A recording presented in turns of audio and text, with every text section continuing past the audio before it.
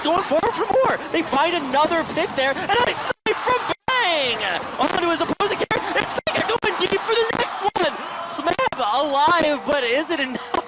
SK Telecom find one. After really just seeing both teams a little bit agitated, poking at each other, trying to find the least little bit of an opportunity. And it looks like SKT might have found it. Prey gonna get locked up by the Faker teleport. Blake to blow him up. And now with the curtain call, firing out the last few shots, which will not hit. So a big pick for SK Telecom. They might be looking for more that time. Telecom's blue side jungle. jungle. Faker, a little bit too far forward. That's not the place you want to recall. And it's be Cry, Peanut coming out the bushes. Faker, no flash. He is out of there. So big picks on both sides.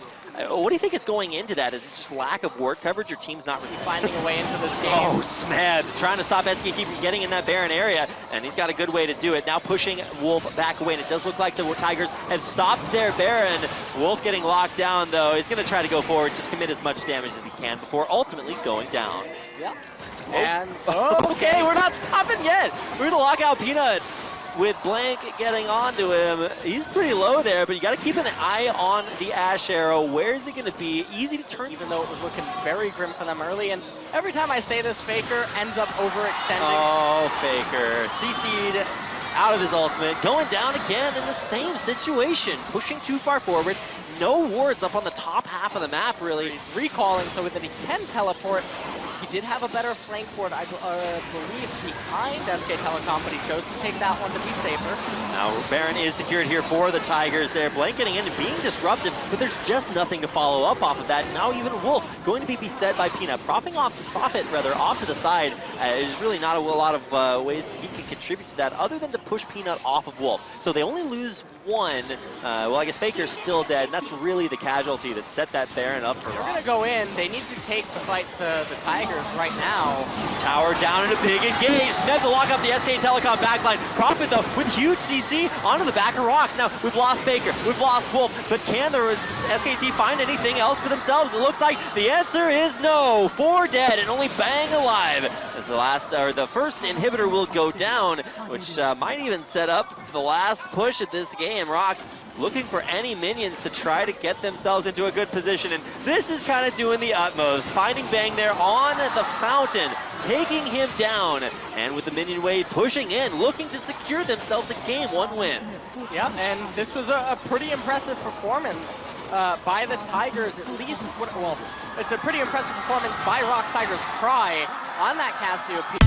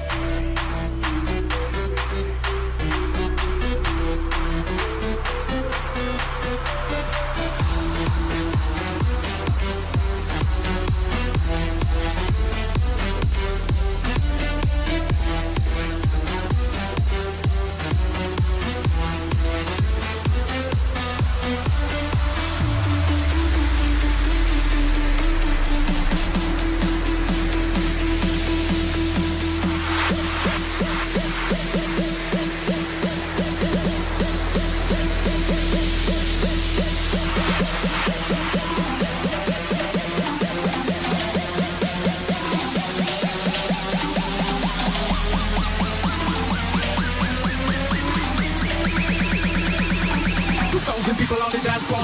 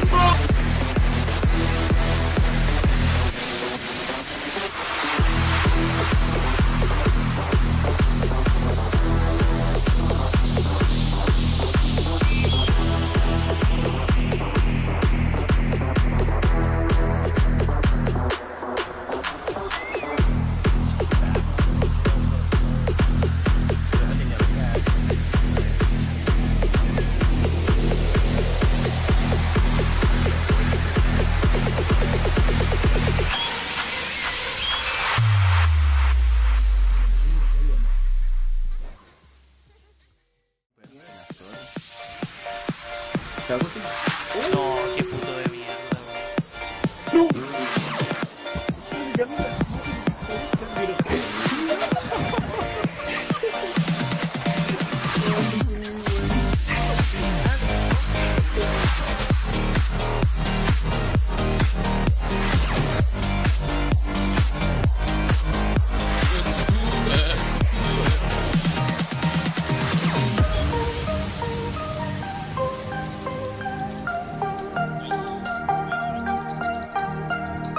Pasukan pentakill. Pasukan pentakill ba?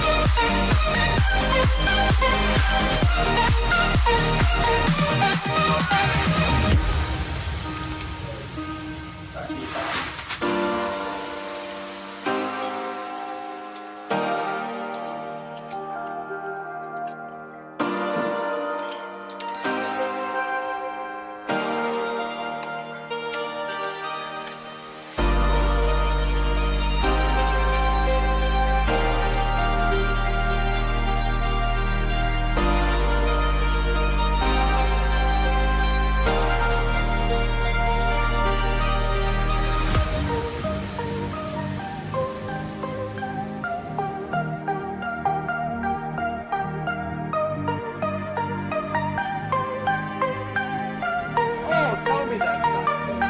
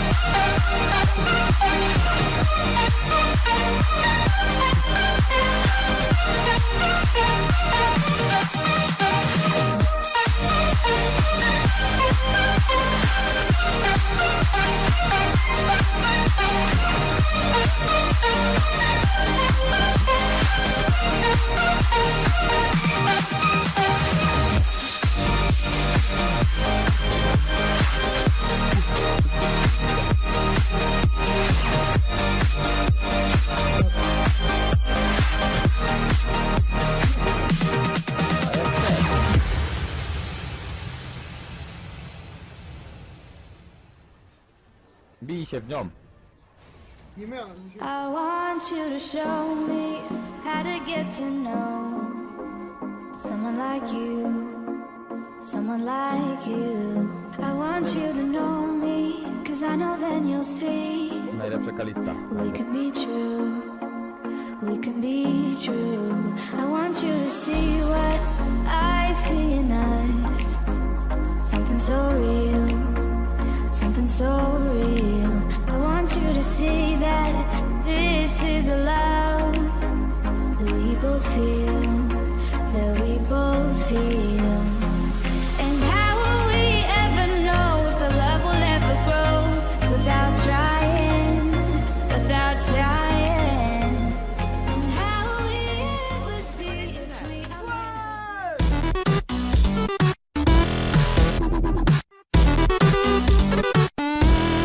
Die, potato.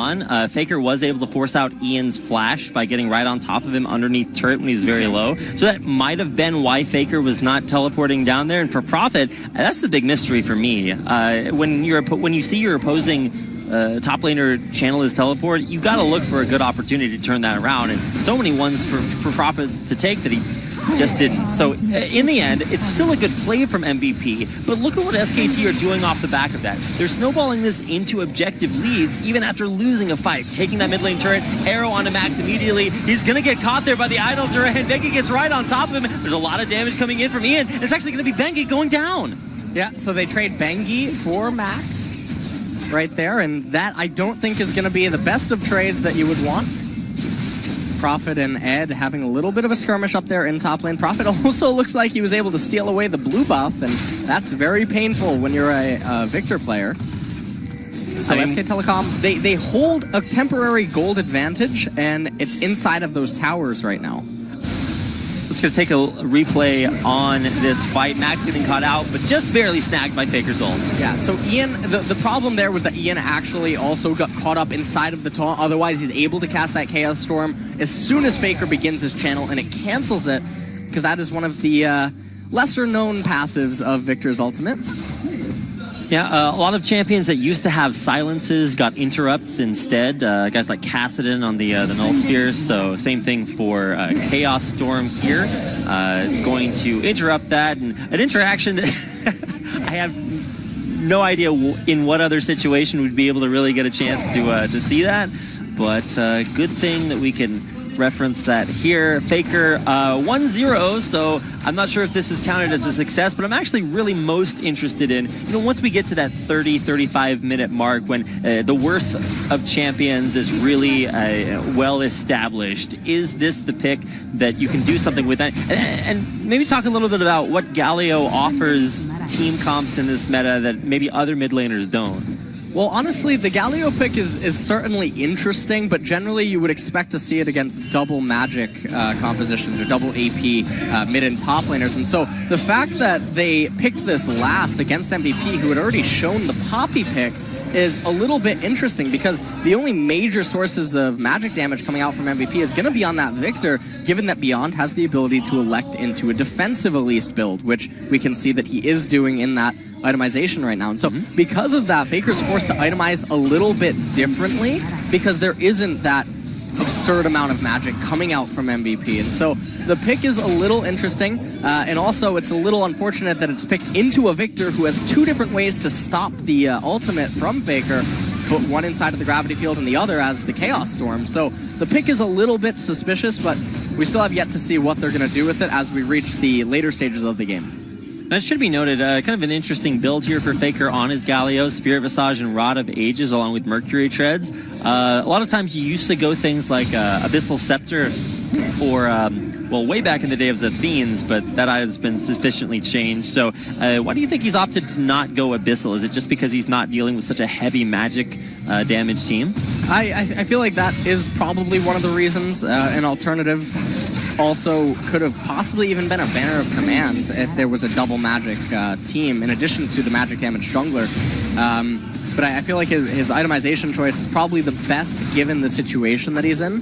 He certainly does want a lot of hit points, and he doesn't need too much magic resistance given that the Bulwark will obviously aid in some of that, and really the only source of big damage will come out of Ian. And when you consider that, along with the Strength of Ages Mastery, Faker is actually just going to be insanely tanky. But oh, Prophet, oh, there's a flash in to flash the opposite direction. He knows he's got a teleport coming in, but can he hang on for long enough? Prophet, though, does still have that equalizer knock away that does affect Prophet a lot. He's trying to make his desperate escape with the second cocoon. It does the charm. It's Ed to take him out in the end. Yeah, and that was pretty unfortunate by SK Telecom, and Ed is actually so good at just denying teleports or attempts to come into fights. Rise ults, just about everything. You can't get in there if Ed's got his Poppy on lock. Now, Faker also did commit his teleport down to the bottom lane. He's going to get in there, lock up Ian, but there's exactly what you mentioned. A Bardol into a gravity field, into all this damage coming out from Ian, and while Faker is, in fact, ridiculously tanky,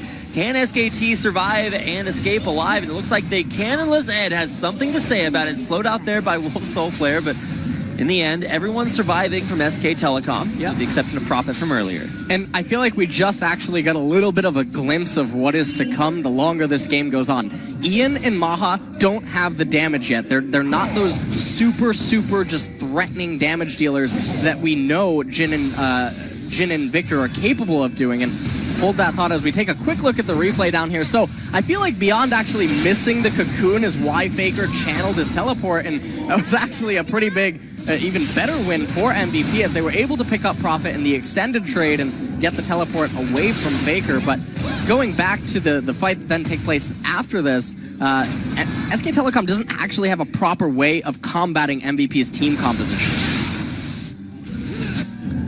Yeah, it turns out Galio is a little bit less effective when you just can't use your ultimate pretty much at all. Lots of ways to cancel that, like you just saw in that last fight. Now, afterwards, in the aftermath, SK Telecom was able to pick up their second Ocean Drake, and now they've decided to swap their lanes up a little bit. They've got Faker up in the top lane, 1v1 versus Ed, and the rest of SKT going to group around mid. What do you think is behind this different rotation?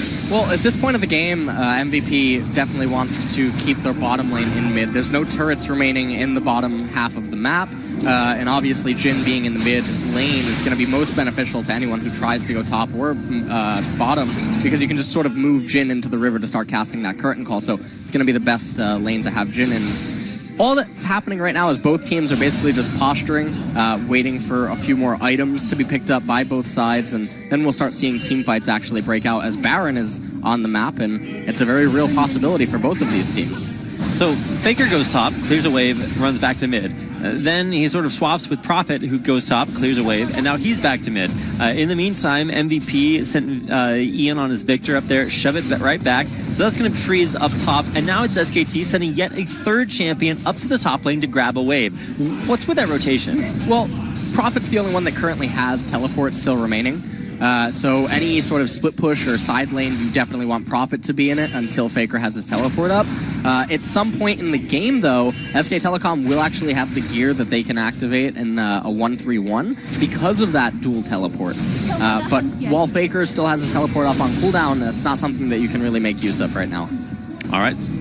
So Prophet and Ed, both with their teleports available, head towards the bottom half of the map. But now you can actually see Ed running forward. Arrow hits onto Max. He's immediately going to QSS his way out of that and get back to a good position. Ed very tanky, but he's actually going to try to knock somebody away. Doesn't get it. Now he's beset by Bengi over the wall. There's the gravity field in the back lines, but it's not really going to lock anyone up just yet. And SKT push MVP back. MVP do survive successfully, though. Yep. MVP do manage to live right there. They didn't have Ian for that fight, so that could definitely get a little bit scary. Any fight without Ian is so much more dangerous. Keeping an eye on there. Lots of CC on a Faker. He will get locked up. Does still have that idol of Duran if he wants to turn it on. There's the Chaos Storm and putting out the damage. Trying to push SKT back. Look at that Bulwark just heal him back up. I'm pretty sure he finished that fight higher health than he began it. So it was a little bit difficult to say. So all that to say, Faker pretty darn strong at this point, only looking to get stronger. What do you think that needlessly large rod is going into? I'm not entirely sure what that needlessly large is. He might just actually be looking for straight up damage going into a death cap, because he has had it for a little while now. The only other option, I guess, is going to be... Oh, catch on to Wolf, who's dropping incredibly low, still alive, just barely somehow, and Wolf's gonna walk out. That's that Karma survivability, flashing away from Ed, and he will survive somehow. Beyond and Max the casualties, though, and it looks like maybe Ed might still go down. There's the idol Duran, locking him back in. Not what he wanted to worship, and it's a 3-for-0 in SKT's favor. Yeah, and that's probably going to be Baron going over to SK Telecom, and this is a very unfortunate turn of events for MVP, as SKT making use of their ability to pick people off, and MVP need to be together. They can't ever actually win 4v4s or 4v5s, 3v3s, etc. They need straight-on 5v5s. They will never win a fight that's not a 5 versus 5. Well, let's watch how on earth does Wolf survive here.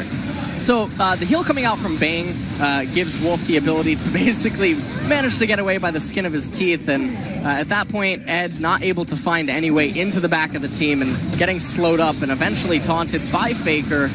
means that he goes down as well. And you can't fight like this if you're MVP. Absolutely. Also want to point out, SK Telecom perfectly using Faker's Righteous Gust to all sort of funnel in behind him and get that sort of headwind passive to have that extra movement speed, keep up, catch out ADD or Ed, and take him out in the end. So really incredible. And what champion has the highest KDA in the game right now, LS? It's going to be Galio. I guess it's Galio indeed. Oh boy. All right. Jin. Okay, well. Jin. Curses. Foiled again. Yeah. So close. Anyway, SKT poised to put themselves in too dominant of a position, one that maybe MVP won't be able to come back from, and they're doing it sort of slow and steadily. They found the pick that they needed to. In the last fight, actually, Wolf was the one that got picked, and that was exactly what SKT were able to turn around. Now Faker walking forward, way too tanky for MVP to deal with really at this point, although barely catching Bang there with a Tempered Fate, and here comes Ed to really knock that SKT carry away. Will we be able to see anybody go down? Faker actually dropping the idol, catching multiple members of MVP and totally turning the fight around. Ed goes in, but he's gonna go down. Faker flashing out immediately to stay alive. Prophet taking up that turret. He's gonna stay alive just barely at the end with his Zanya's Hourglass. SK Telecom in the end lose their carry, but take out 3 from MVP and push into their base. Yeah, and beautiful teleport by Faker right there to lock up that turret, and it's gonna enable them to push on.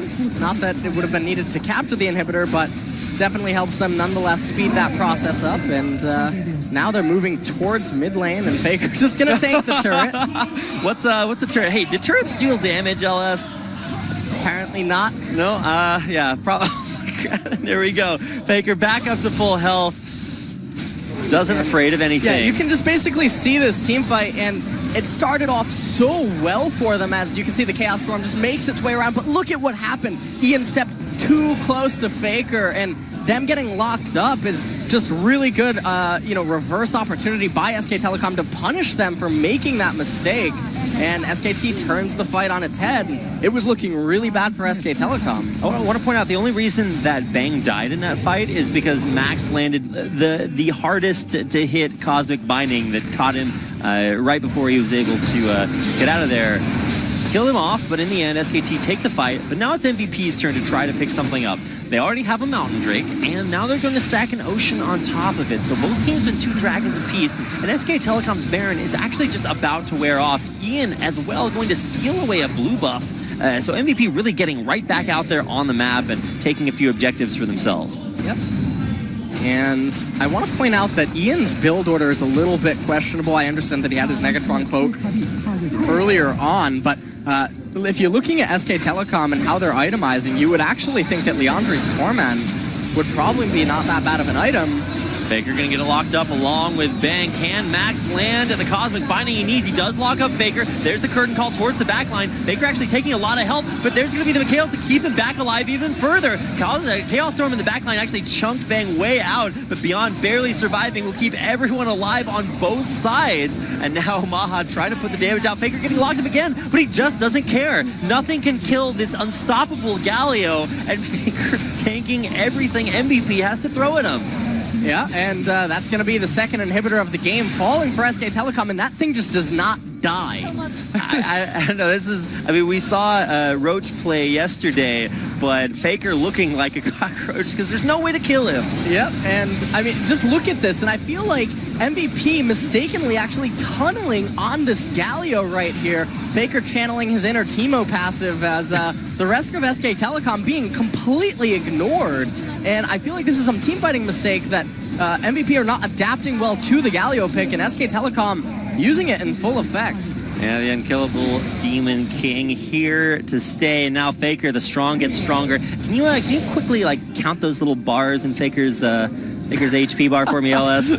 just a little. It's almost 5,500 gold Baron power play there for SK Telecoms. They crack not 1 but 2 inhibitors. Put a ward in the base that can be teleported to by Prophet, who's got his up. on time, but wow, just it was the death cap that you were talking about, looking for more damage, and a void staff on top of it. So Faker at this point, I mean, all he's missing is turning his Dark Seal into a little bit more stacking up. I don't think he's going to go for that quite yet, but we'll see. Faker getting a little bit. Okay, I say he's like, okay, he's taking the turret. Where's the damage there? And when turrets really don't mean anything, that Ohmwrecker guy gets a little bit sadder. Yeah. All you need is a Galio to take it up. I don't even know how this is. That champion just doesn't take damage.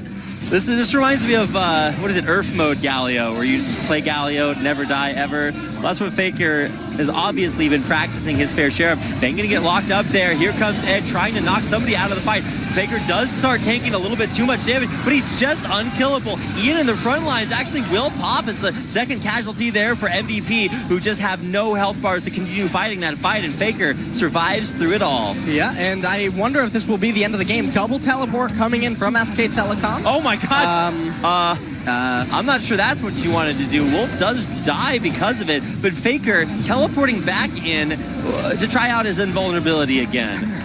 Let's see him tank the fountain. All right, he's going for it. Unfortunately, true damage does not quite work on that. I'm just watching Faker heal up as the Nexus has the opposite effect. It will fall, and in the end, it is an 11-9 victory for SK Telecom over MVP.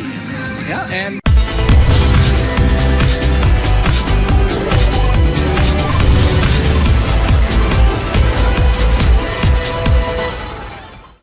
for me.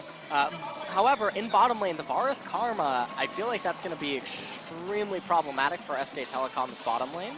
The Vladimir, we're going to have to... Top lane, Duke doing, hashtag things Maokai does.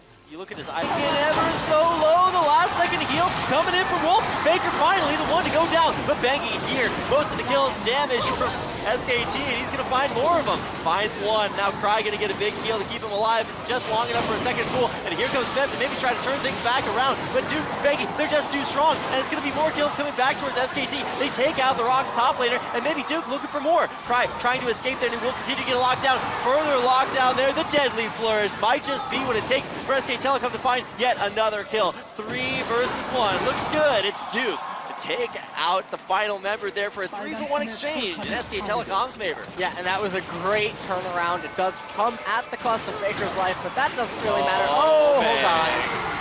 Not the curtain call you were looking for, and instead it's his. He gets sent off. Here's a prime example. We're going to see Faker up towards the top half of the map, but this time he's bought a few friends. This is Cry, actually, and Faker shoots for game 1. The one to get caught out, who will not make it out, is a pick-off for SKT. Yeah, and that just doesn't really make sense why. Baron not going down too quickly, though. The Tigers are going to be able to respond. Now quickly hiding in the brushes as the Tigers look to poke up. There's the big tidal wave. They do catch Smeb. Now he is going to take a lot of damage, but is trying to dive the back line. Immediately, Peanut looking for a kill there on Frey rather as well. Will they be able to find him? No, he's shielded up and saved by the rest of his team. Duke, though, drawing most of the attention. Will have his Guardian Angel popped in the back line, though. SKT are continuing to find kills. Can they keep Duke alive? Kills, Twisted advance on in, and continue to get some crazy heals. It's a big crit from Bang to find another, and the Tigers fall 1 by 1. Frey there to snipe a kill back his way by taking out Duke at long range. Bangy's still up there in the front lines for an SKT. Smeb can head back to base. Look for a recall, or he's gonna get the recall, now looking for a teleport. A death cap by there for that Kenning, complete his 4th item. And now with a bubble in on the Peanut, is this the engage? But SKT can't take, it's gonna be a one-shot onto Faker. He dies to Prey, and with a big engage in the backline, this is the perfect storm for the Rocks Tigers. They find 1, 2, 3, and just crush through the SKT lineup. Not something that you wanted to happen, especially when Elder Drake is also on the map, because now Tigers are going to be able to recall off of this, get some new items, or they might actually just beeline straight to Elder Dragon. Faker, 24 seconds. Bang, 23 seconds. And he is going to come around the pit there. Here comes the hero play from Bengi. He's going to channel his inner score and maybe look for the steal. Get the Marisol, but will not take that Elder Drake away from the Rocks Tigers, who are put themselves in an incredibly powerful spot. Yeah, Than every other Lee Sin. And he's looking for it again. There's the ward hop, the kick into the wall. Oh, bang. No QSS going to get you out of that one. Second time's the charm as Peanut finally finds that solo kill. Yep, Glass Cannon Lee Sin, turns out he deletes people pretty quickly. Difficult for Faker to try to sustain against this. And oh, there comes the lockdown in onto Faker. Immediate Zondius to try to stay alive there. Wolf, though, dropping down very low, and Bang already dead. It's going to be 3 down. Looking for 4 there is Duke loses his Guardian Angel. The Tigers pushing forward for what might be the final push of the game. Will they get their revenge?